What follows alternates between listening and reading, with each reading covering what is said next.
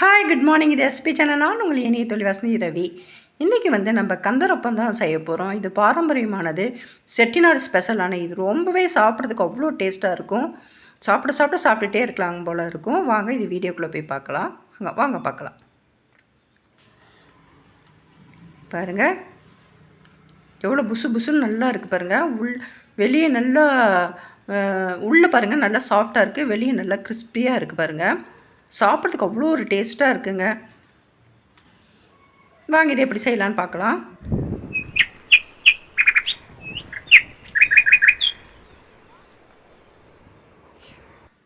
அதுக்கு நான் இந்த கப்பில் பச்சரிசி தான் எடுத்திருக்கேன். ஒரு கப் அளவுக்கு பச்சரிசி எடுத்திருக்கேன். நல்லா சுத்தப்படுத்தப்பட்ட அரிசி இது. இதுக்கு மேலே நல்லா இந்த மாதிரி குமிச்சு வச்ச மாதிரி உளுந்து போட்டால் போதும், ரொம்ப வேண்டாம். இதுதான் கரெக்டான மெஷர்மெண்ட்டு. இது நல்லா தண்ணி ஊற்றி நல்லா கழுவி எடுத்துக்கலாம். இது ஒரு 2 மணி நேரம் ஊறணும். பாருங்கள், இதிலே 1 ஸ்பூன் அளவுக்கு கடலைப்பருப்பு போட்டுக்கலாம். கடலைப்பருப்பு போடும்போது நல்லா மிருதுவாக சாஃப்டாக நல்லா இருக்கும். 2 மணி நேரம் ஊறட்டும். இது பாருங்கள் நல்லா ஊறிடுச்சு. இதை நல்லா தண்ணி இருத்துட்டு நம்ம மிக்ஸி ஜாரில் சேர்த்திக்கணும். மிக்ஸி ஜாரில் சேர்த்தும்போது கொஞ்சம் கூட தண்ணி இருக்கவே கூடாது. அப்போ தான் அப்பம் நல்லா இருக்கும். ஆல்ரெடி நம்ம வெல்லம் போடுறதுனால அது தண்ணி விட்டு போயிடும். அதனால் நம்ம இதில் தண்ணி சேர்த்தக்கூடாது. பாருங்கள், இந்த அளவுக்கு நான் அரைச்சிட்டு வந்திருக்கேன். இப்போ அதே கப்பில் வெல்லம், நம்ம தூள் செய்யப்பட்ட வெல்லத்தை போட்டுக்கலாம். பாருங்கள், இதே கால் கப் அளவுக்கு தேங்காய் துருவல் போட்டுக்கலாம்.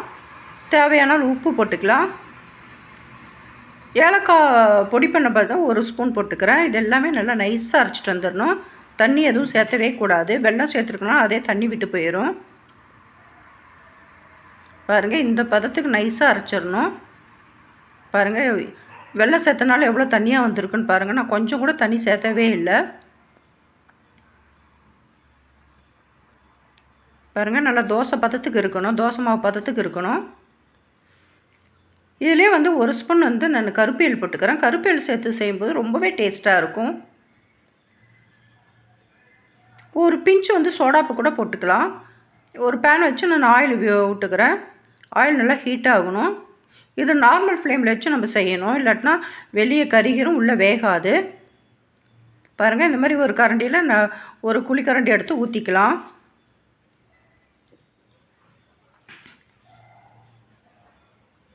நான் ஒரு 3-4 ஊற்றிக்க போகிறேன். அட் அ டைமில் அப்படி செஞ்சால் தான் நம்ம சீக்கிரமாக செய்ய முடியும். ஒவ்வொன்றா செஞ்சுட்டு தான் லேட் ஆயிரும். பாருங்கள், நான் இன்றைக்கி ஒரு 3 ஊற்றிக்கிறேன்.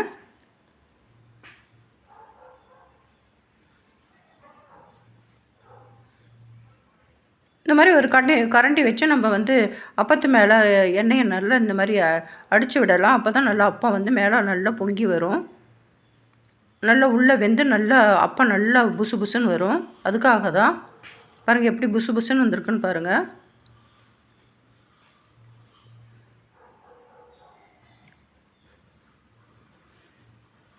இது செட்டிநாடு ஸ்பெஷலான கந்தரப்பம். ரொம்பவே சாப்பிட்றதுக்கு டேஸ்ட்டாக இருக்கும். இந்த மாதிரி கந்த சஷ்டி சமயத்தில் இது செய்வாங்க. அதனால தான் இது பேர் முருகனுக்கு ரொம்ப ஒரு பிடிச்சமான ஒரு பொருள் இது. அதனால தான் இதுக்கு பேரே கந்தரப்பம்னு வச்சுருக்காங்க. பாருங்கள், இந்த சைடு இடம் காலியாக இருக்குது. இதில் ஒரு குழிக்கரண்டி ஊற்றிக்கிறேன். அப்போ பாருங்கள் எவ்வளோ புசு புசுன்னு வந்திருக்குன்னு பாருங்கள். வெளியே நல்லா கிறிஸ்பியாக இருக்கும், உள்ளே நல்லா சாஃப்டாக நல்லா இருக்கும். சாப்பிட்றதுக்கு அவ்வளோ ஒரு டேஸ்ட்டாக இருக்கும். நம்ம தேங்காய் துருவெல்லாம் போட்டிருக்கனால நல்லாயிருக்கும்.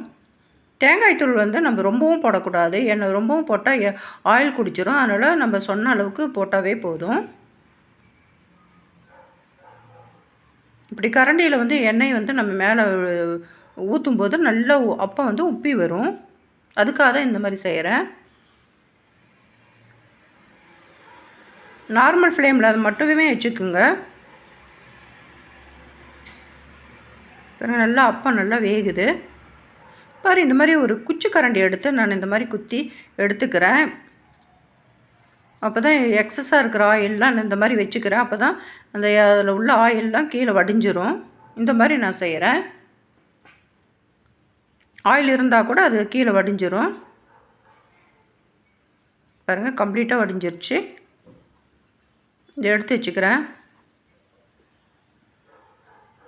இந்த மெத்தடில் செய்யும்போது ஆயில் எக்ஸஸாக இருந்தால் கூட வெளியே வந்துடும்.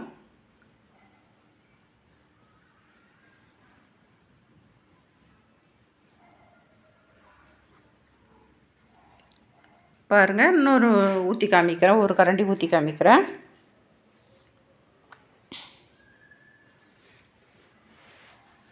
ரொம்பவும் ஊற்றக்கூடாது. ஒரு 4 அப்பம் ஊற்றலாம், அந்தளவுக்கு ஊற்றினா போதும். ஏன்னா அது வந்து நல்லா புசு புசுன்னு பொங்கி வரும்போது அதுக்கு இடம் வேணும். கரண்டி வச்சு நம்ம இந்த மாதிரி ஆயிலை வந்து மேலே ஊற்றிக்கலாம். உங்களுக்கே தெரியும் பாருங்கள், ஆயில் இப்படி ஊற்றும்போது நல்லா புசு புசுன்னு வருது.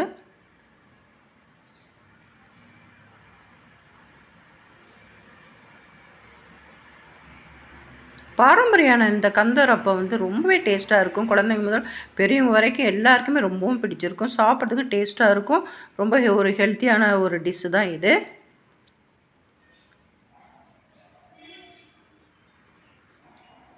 பாருங்கள், எல்லாமே நான் சுட்டு எடுத்துட்டேன்.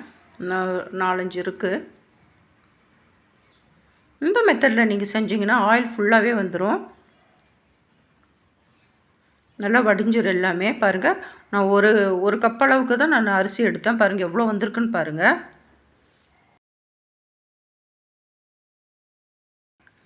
ஒரு பிளேட்டுக்கு மாற்றிக்கிறேன்.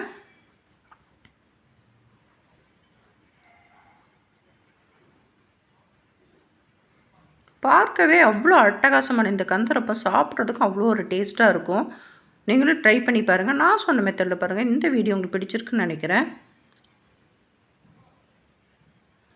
பிடிச்சிருந்தா சப்ஸ்கிரைப் பண்ணுங்கள், லைக் பண்ணுங்கள், ஷேர் பண்ணுங்கள், கமெண்ட் பண்ணுங்கள்.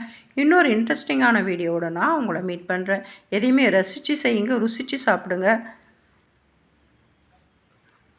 தேங்க்ஸ் ஃபார் வாட்சிங். பாய்.